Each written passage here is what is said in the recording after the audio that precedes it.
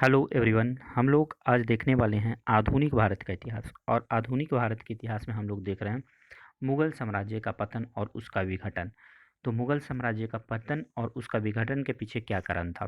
तो सबसे पहले 1707 ईस्वी में औरंगजेब की हो जाती है मृत्यु।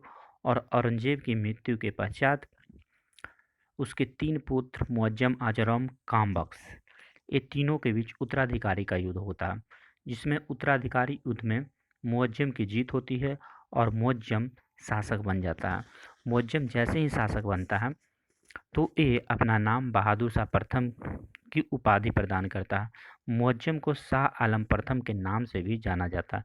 मुअज्जम को शाह आलम प्रथम के नाम से भी जाना जाता है और इसने अपने आप को उपाधि प्रदान किया था बहादुर शाह प्रथम। और इसके बाद ये बहादुर शाह प्रथम के नाम से जाना जाने लगा। जब ये रूलर बना, राजा बना, तो सबसे पहले संभाजी का पुत्र साहू जी को कारागार से मुक्त करवा दिया और दूसरा काम किया कि जजिया कर को पूरी तरह से समाप्त कर दिया। इसके बाद बहादुर शाह को लोग साहिब खबर के नाम से भी जाने जाते हैं। और साहिब खबर के नाम से जाने जाने का कारण यही है कि अधिक उम्र में शासक बनने के कारण बहुत सी बातें भूल जाता था, इसी कारण इसे साहिब खबर के नाम से जानते थे। बहादुर शाह प्रथम की मृत्यु 1712 ईस्वी में हो गई और इसके बाद 1712 से 1713 तक जहादर शाह शासन किया। और जहादर शाह को शासक बनाने के पीछे जुल्फ़िकार खां का हाथ रहा। जुल्फ़िकार खां का हाथ रहा जहादर शाह को शासक बनाने में। वहीं बात करते हैं, जहादर शाह को लंपट मूर्ख बोला जाता और लंपट मूर्ख कहलाने के पीछे इसका यही कारण है कि इसने एक वेश्या से शादी किया और वो वेश्या थी लाल कुमारी या लाल कुंवर। इसने उससे शादी तो किया, साथ ही इसे राज्य के हस्तक्षेप को करने की अनुमति दे दिया, यानी कि शासन में हस्तक्षेप करने की अनुमति दे दिया और शासन का डोर भार एक कुमारी के परिवारों को और उसको दे दिया। इसी कारण इसे लंपट मूर्ख के नाम से जाना जाता है।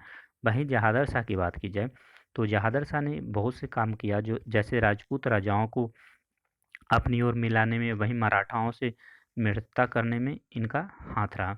तो वहीं राजपूत राजाओं में को जो जय सिंह है उसे मिर्जा की उपाधि प्रदान किया और राजपूत राजा जो मावार का राजा था अजीत सिंह, उसे महाराजा की उपाधि प्रदान करवा दिया। इस तरह से राजपूत राजाओं को अपने अंडर लाने का कोशिश किया। अपनी छवि को मुगल है जो सुधारने की कोशिश कर रहे थे, लेकिन समय बहुत दूर निकल चुका था। इसके बाद सैयद बंधु की बात होती है और सैयद बंधु को मुगल कालीन इतिहास में जाना जाता है शासन निर्माता के लिए। शासन निर्माता जैसे कहता है कि किंग मेकर, शासन निर्माता यानी कि किंग मेकर के नाम से जाना जाता है सैयद बंधु को। और सैयद बंधु में हुसैन अली खां और अब्दुल्ला खां, ये दो भाई थे जिन्हें है जो शासन निर्माता के नाम से जाना जाता है। फ़ारुख सियर का शासनकाल 1713 से 1719 ईस्वी तक रहा और फ़ारुख सियर को ही घृणित कायर बोला जाता। फ़ारुख सियर ने 1716 ईस्वी में बंदा बहादुर को फांसी की सज़ा दी थी और बंदा बहादुर यहीं गुरु गोविंद सिंह का शिष्य हुआ करते थे। अब बात करते हैं मोहम्मद शाह। और मोहम्मद शाह का शासनकाल होता है 1719 से 1748 ईस्वी तक। मोहम्मद शाह का शासनकाल थोड़ा लंबा पीरियड रहता है, 1719 से 1748 ईस्वी तक। मोहम्मद शाह को रंगीला कहा जाता है या रंगीला बादशाह कहा जाता था, क्योंकि इसका लक्षण था विलासितापूर्ण था, यानी कि स्त्रियों के प्रति अधिक रुझान था। इसके कारण इसे रंगीला बादशाह के उपाधि दिया गया था। वहीं मोहम्मद शाह की बात की जाए तो इसने सैयद बंधुओं का अंत करने का फैसला कर लिया और सैयद बंधुओं को अंत कर दिया। सैयद बंधुओं में हुसैन अली खां की मृत्यु तुरानी सैनिक के द्वारा, तुरानी सैनिक हैदर बेग या हैदर कुल खां के जरिए करवा दिया गया था। और 9 अक्टूबर 1712 ईस्वी में हैदर बेग द्वारा हुसैन अली खां की मृत्यु करवा दी गई थी। वहीं बात की जाए मोहम्मद शाह के शासनकाल में फारसी द्वारा आक्रमण हुआ, फारस का आक्रमण हुआ नादिर शाह का। और नादिर शाह का इन्वेजन कब हुआ?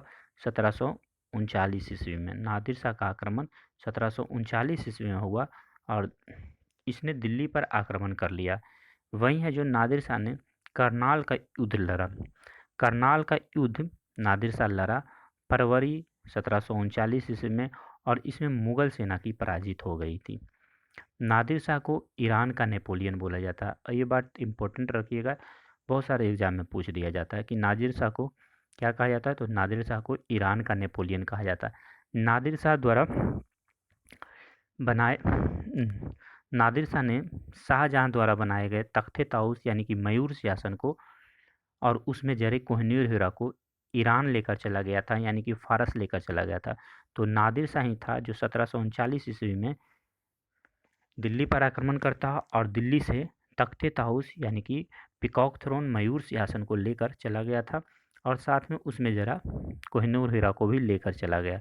वहीं बात की जाए मुगल बादशाह, जो सबसे पहला मुगल बादशाह जो मयूर सिंहासन पर बैठा था तो शाहजहां था और सबसे लास्ट मुगल बादशाह जो तख्ते ताऊस यानी कि मयूर सिंहासन पर बैठा था वो था मोहम्मद शाह। तो सबसे अंतिम बादशाह जिसने सबसे अंतिम मुगल बादशाह जिसने तख्ते ताऊस पर बैठा तो वो था मोहम्मद शाह और सबसे पहला तो शाहजहां। वही बात की जाए रफ़ीक उद दौला को ही शाहजहां द्वितीय बोला जाता है। रफ़ीक उद दौला को ही शाहजहां द्वितीय बोला जाता है। मोहम्मद शाह के शासनकाल 1748, तो मोहम्मद शाह का शासनकाल कब से 1719 से 1748 ईस्वी और 1748 ईस्वी में अहमद शाह अब्दाली का आक्रमण हुआ। अहमद शाह अब्दाली का भारत पर आक्रमण हुआ। इसने है जो मनपुर में युद्ध में पराजित होकर वापस लौट गया था। मनपुर में युद्ध में पराजित हुआ अहमद शाह अब्दाली और वापस लौट गया था। अहमद शाह अब्दाली को दूर दुरानी कहा जाता है। दूर दुरानी का अर्थ होता है युग का मोती। दूर दुरानी का अर्थ क्या होता है, युग का मोती। वहीं बात की जाए पलासी का युद्ध, तो पलासी के युद्ध के समय आलमगीर द्वितीय मुगल सम्राट हुआ करता था। मुगल सम्राट पलासी के युद्ध में मुगल सम्राट कौन था, तो आलमगीर द्वितीय था। वही है जो शाह आलम द्वितीय जिसे औली गहर की उपाधि प्रदान था। इसने पानीपत की लड़ाई और बक्सर की युद्ध की लड़ाई घड़ी के समय कहाँ का शासक था, तो ये मुगल सम्राट का शासक हुआ करता था और दिल्ली का ये शासक हुआ करता था। कब, जब पानीपत की तीसरे युद्ध और बक्सर का युद्ध हो रही थी, उसी समय जो उस समय मुगल सत्ता शाह आलम द्वितीय के साथ हाथ में थी। वहीं पानीपत के तृतीय युद्ध में अहमद शाह अब्दाली ने मराठाओं को पराजित की थी। शाह आलम द्वितीय और शाह आलम द्वितीय की शासनकाल की बात की जाए तो शाह आलम द्वितीय की शासनकाल 1759 से लेकर 1806 ईस्वी तक। शाह आलम द्वितीय का शासनकाल 1759 से लेकर 1806 ईस्वी में और 1803 ईस्वी में अंग्रेजों ने इसे क्या कर दिया, दिल्ली के सत्ता से हटा दिया और अंग्रेज के अधीन का दिल्ली किसके अधीन हो गया, अंग्रेज को, और शाह आलम द्वितीय को अंग्रेज ने अपना पेंशनर बना दिया। वहीं यहाँ पर है शाह जहाँ द्वारा बनाए गए तख्ते ताऊस को कौन से विदेशी आक्रमणकारी ने अपने साथ ले गया, तो सही होगा नादिर शाह ले गया अपने साथ। शाह आलम द्वितीय ने क्लाइव को, यानी कहता है कि शाह आलम द्वितीय ने क्लाइव को बंगाल, बिहार और उड़ीसा की दीवानी प्रदान कर दी थी। तो शाह आलम द्वितीय ने ही क्या किया था, रॉबर्ट क्लाइव को बंगाल, बिहार और उड़ीसा की दीवानी दे दिया था। 1806 की बात की जाए तो 1806 ईस्वी में गुलाम कादिर खां था, उसने शाह आलम द्वितीय को हत्या कर दिया था। शाह आलम द्वितीय की हत्या गुलाम कादिर खान ने 1806 ईस्वी में किया। वहीं अकबर द्वितीय ने राजा राम मोहन राय को राजा की उपाधि प्रदान किया था। तो राजा राम मोहन राय को राजा की उपाधि किसने प्रदान की, ये बहुत बार आपके एग्जाम में आता है। तो याद रखिएगा कि अकबर द्वितीय ने राजा राम मोहन राय को राजा की उपाधि प्रदान की थी। ये सब बातें ध्यान में रखने योग्य है और इसे भूलने वाली बात नहीं है। 1806 से 1837 तक अकबर द्वितीय का शासन रहा। तो अकबर द्वितीय ही ने राजा राम मोहन राय को राजा की उपाधि प्रदान किया था। अंतिम मुगल बादशाह तो बहादुर शाह द्वितीय था। अब प्रथम मुगल अगर उत्तरकालीन मुगल सम्राट की बात की जाए तो प्रथम मुगल बादशाह बहादुर शाह प्रथम हुआ करता था, जो 1707 से लेकर 1712 ईस्वी तक रहा। और अंतिम मुगल बादशाह बहादुर शाह द्वितीय रहा, जिसे जफर के नाम से जाना जाता था, या इसे हम लोग बहादुर शाह जफर के नाम से भी जानते हैं। इसका शासनकाल 1837 से 1857 तक रहा। और 1857 के ही क्रांति में ये मुगलों की ओर से विद्रोह कर रहा था, और मुगलों की ओर दिल्ली दिल्ली में विद्रोह किया। और दिल्ली में ये क्या हुआ, दिल्ली की मुगलों की ओर से इसे सेना नायक बना दिया गया, जिसके कारण ये क्या हुआ, बहादुर शाह जफर को अंग्रेजी सेना ने पकड़ लिया और पकड़कर बर्मा के रंगून भेज दिया गया। और बर्मा के रंगून में ही 1862 ईस्वी में इसकी मृत्यु हो गई, और यहीं पर इसका मकबरा है, बर्मा में ही मकबरा है बहादुर शाह द्वितीय की। तो एग्ज़ाम में आ सकता है कि बहादुर शाह द्वितीय यानी कि बहादुर शाह जफर का मकबरा कहाँ है, तो बर्मा में है।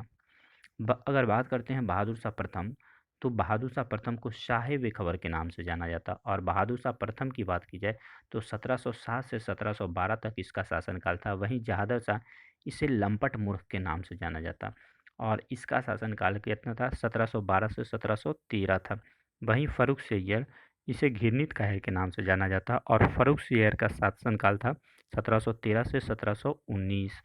मोहम्मद मोहम्मद शाह, जिसे रंगीला के नाम से जाना जाता है या रंगीला बादशाह के नाम से जाना जाता है, इसका शासनकाल था 1719 से 1748 ईस्वी। अहमद शाह, जिसका शासनकाल 1748 से 1754 ईस्वी तक रहा। आलमगीर द्वितीय, जिसे अजीजुद्दीन कहा जाता है, आलमगीर द्वितीय जिसे अजीजुद्दीन कहा जाता है, 1754 से 1759 तक 1754 से 1759 तक आलमगीर द्वितीय का शासनकाल रहा। वहीं शाह आलम द्वितीय को अली गौहर कहा जाता, और शाह आलम द्वितीय को 1759 से लेकर 1806 ईस्वी तक इसका शासनकाल था। अकबर द्वितीय का शासनकाल 1806 से 1837 ईस्वी तक था। बहादुर शाह जफर को 1837 से 1857 ईस्वी तक इसका शासनकाल था। वहीं बात की जाए फर्रुख सिय्यर के बाद 2 शासक और रहे हैं, लेकिन ज़्यादा दिन नहीं रहे। 1719 ईस्वी में ही जून महीने में रफ़ीक उद दर्राज, फरवरी से जून महीने तक रफ़ीक उद दर्राज रहा। वहीं रफ़ीक उद दौला जून से सितंबर महीने तक रहा। और उसके बाद मोहम्मद शाह आया था। और मोहम्मद शाह ही ने सैयद बंधुओं का अंत कर दिया था, क्योंकि मोहम्मद शाह जान गया था कि सैयद बंधु अगर रहेंगे तो इनका भी सफा चट कर देंगे, और इसे भी अच्छा से शासन नहीं करने देंगे। यही कारण था कि मोहम्मद शाह 1719 से 1748 तक शासन कर पाया, नहीं तो इसका भी शासनकाल ज़्यादा दिन तक नहीं रहता। वहीं मुगल शासकों से स्वतंत्र हो गए थे। मुगल शासकों से स्वतंत्र होने वाले राज्य अवध को स्वतंत्र करवा दिया था शहादत खां।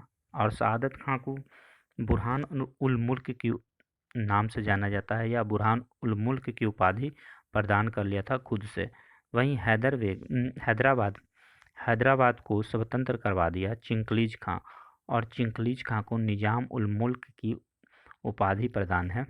वहीं रुहेलखंड की बात की जाए तो दाऊद खां, और दाऊद खां को अली मोहम्मद खां बेग के नाम से भी जाना जाता है। बंगाल की बात करें तो बंगाल में मुर्शिद कुली खां, बंगाल को स्वतंत्र कराने वाला मुर्शिद कुली खां था। वहीं कर्नाटक को स्वतंत्र कराने वाला सआदत उल्ला खां था। कर्नाटक को स्वतंत्र करवाने वाला सआदत उल्ला खां था। वहीं अगर हम लोग बात करते हैं अवध को सआदत खां ने स्वतंत्र करवाया था। अगर भरतपुर की बात की जाए तो चूड़ामन जाट एवं बदन सिंह था। चूड़ामन जाट और बदन सिंह ने भरतपुर को स्वतंत्र करवा दिया। तो यहीं तक। अगले क्लास में हम लोग देखेंगे यूरोपीय कंपनियों का भारत पर आगमन।